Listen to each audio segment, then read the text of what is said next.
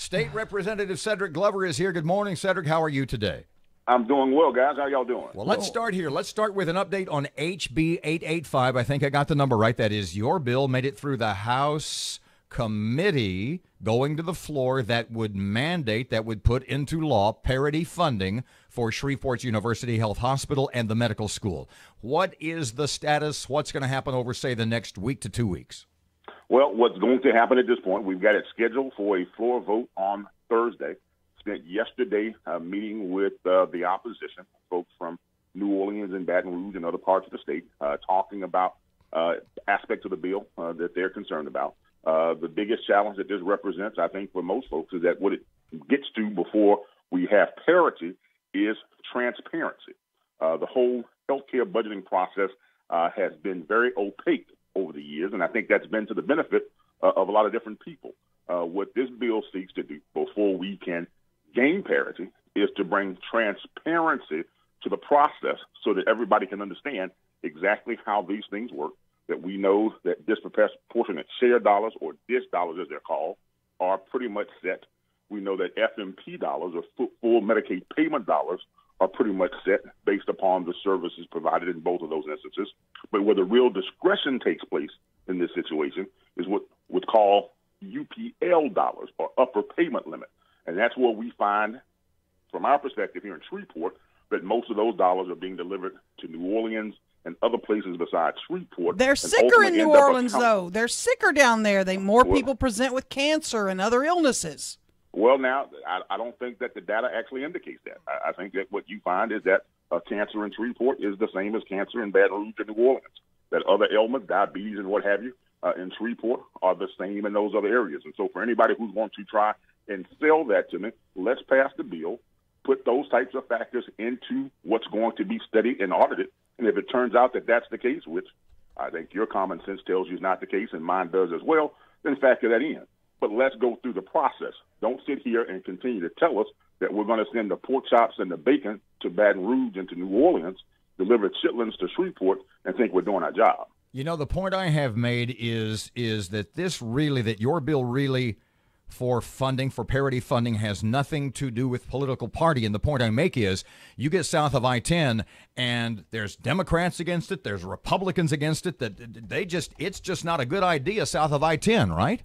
Well, it's because, once again, let's talk about that budgetary hog that we as legislators come down here and carve up for our respective districts. And that is something that ends up exceeding or going beyond conservative, Democrat, Republican, liberal, or what have you. The labels go away, and it becomes about the constituency that you collectively represent. And that's what this should be about for us in Shreveport, in North Louisiana, Monroe, Shreveport, Natchitoches, all of the places that are above I-10 who don't have the concentration of numbers and have difficulty pulling together coalitions to get things done. What we need are facts and truth to be on our side. That's what this bill seeks to do. Let's bring transparency to this process so we understand how it works.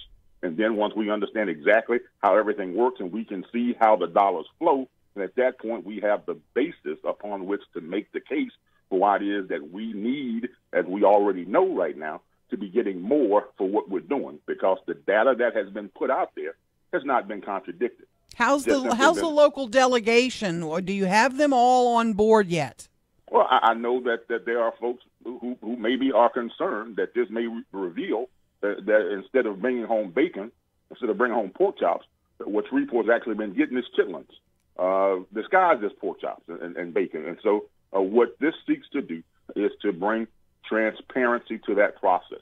Let's sit here and break down Medicaid so folks will know what full Medicaid payment is, what disproportionate share dollars are, what upper payment limit dollars are, and let's see how those flow based upon the services provided and the number of people treated, and see whether or not we're getting our fair share. So when you hear Senator Tarver say you don't understand Medicaid, that you don't know what you're talking about, are you offended to hear that? There's nothing that Senator Tarver could say to or about me that would offend me, because I understand Senator Tarver. This is something that would bring transparency to processes that Senator Tarver has seen over for Shreveport for decades. And as I said, what will ultimately be discovered is that instead of bringing home bacon, what we've been getting is chitlins, and the pork chop and the ham has all been going to New Orleans. Where do you think that Senator Tarver's resistance to your bill, specifically the parity funding, why do you think that exists? Well, you'd have to ask Senator Tarver that. Here's what I understand, and that is there is a great incentive in Baton Rouge to go along to get along. If you go there or come here and don't buck up against the system, don't seek to aggressively represent the people who trust you enough to go and be their voice in Baton Rouge, then you end up getting treatment that allows you to be able to have a pretty good life. But what it doesn't result in is the people of Shreveport, of North Louisiana, getting their fair share of the resources needed in order to be able to have a better, stronger, more forward-looking community. What I'm saying is that we've got an academic medical center that should be something that is helping to make Shreveport one of the best, most thriving, most viable places anywhere in Louisiana, or for the Mid-South for that matter, to be able to keep your children home and to bring other people there. It's not in that condition right now because we're not delivering the resources to allow it to be able to be anything other than what we are right now. So that's why I've offered this legislation to bring transparency to this funding process so that we don't end up with people saying that they've got the secret decoder ring in terms of how this situation works. But we can follow these dollars. We can see how they're being appropriated for the various services being provided, and then we can know whether or not we're getting our fair share. And if we're not, then what we should do is stand up and fight like hell to bring those dollars home. You sound mad. No, I'm not mad. I'm just simply convinced that what we've been getting is a raw deal. And I know that those folks who are against this bill know that what it does is what? Starts with transparency. Before we can get to parity, we've got to have transparency. So if you're not afraid of what the results will be, then go ahead and pass the bill. It only has a $55,000 fiscal note at this point. And that's for the work that would be done by the legislative auditor. Your bill comes to the floor Thursday morning. What do you have to do between now and then to get the votes of local Republicans like Horton or Seabaugh or Cruz, or I could go on and on? What is the plan? What do you have to do to convince them to get in your camp? Well, now, the question should be this.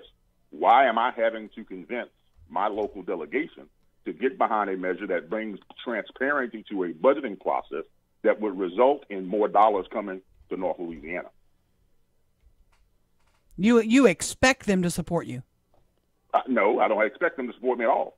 That's why I have passed out information and certainly will be lobbying them. But now, my challenge should be trying to convince folks from Baton Rouge, New Orleans, Lake Charles, Lafayette, why they should support this bill. And you'd like the local delegation to help you do that, right? Those of us from Shreveport said that send us to Baton Rouge because I'm going to go there and fight for North Louisiana. I'm going to fight for Shreveport. I'm going to fight for Bossier because why? We know that those folks from I-10 have the bigger numbers, have better politics, and bring home a greater share and a greater percentage of the resources for their folks than what we're getting up here.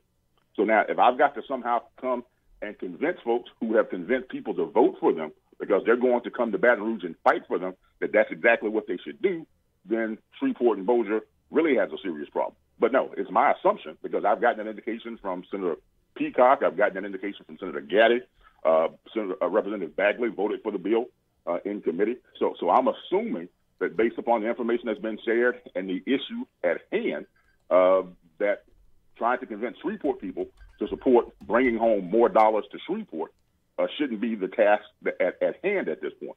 What should be the task is all of us collectively working to convince our other colleagues why we should start with transparency and then follow where the transparency leads us.